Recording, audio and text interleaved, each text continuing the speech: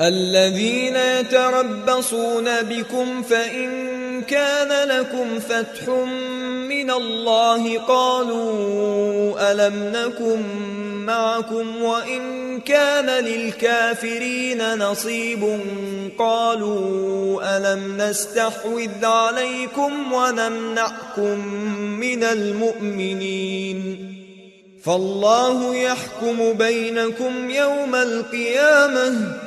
ولن يجعل الله للكافرين على المؤمنين سبيلا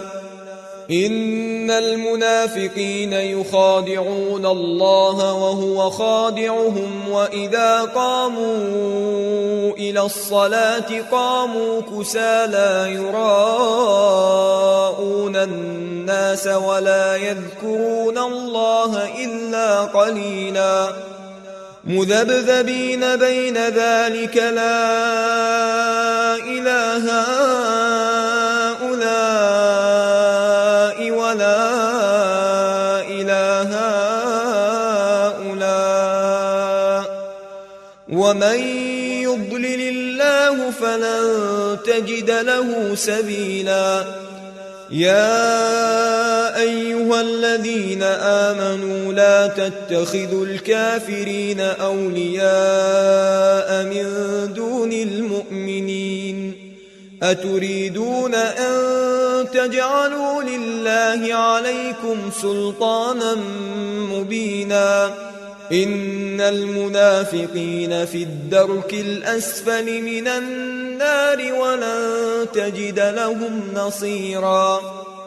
إلا الذين تابوا وأصلحوا واعتصموا بالله وأخلصوا دينهم لله فأولئك مع المؤمنين وسوف يؤتي الله المؤمنين أجرا عظيما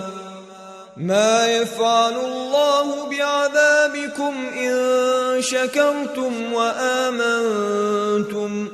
وكان الله شاكرا عليما لا يحب الله الجهر بالسوء من القول إلا من ظلم وكان الله سميعا عليما إن تبدوا خيرا أو تخفوه أو تعفوا عن سوء فإن الله كان عفوا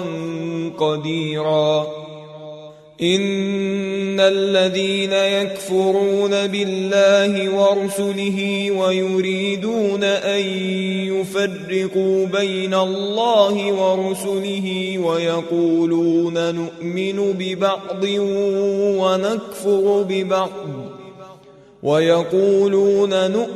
ببعض ونكفر ببعض ويريدون أن يتخذوا بين ذلك سبيلا أولئك هم الكافرون حقا وأعتدنا للكافرين عذابا مهينا والذين آمنوا بالله ورسله ولم يفرقوا بين أحد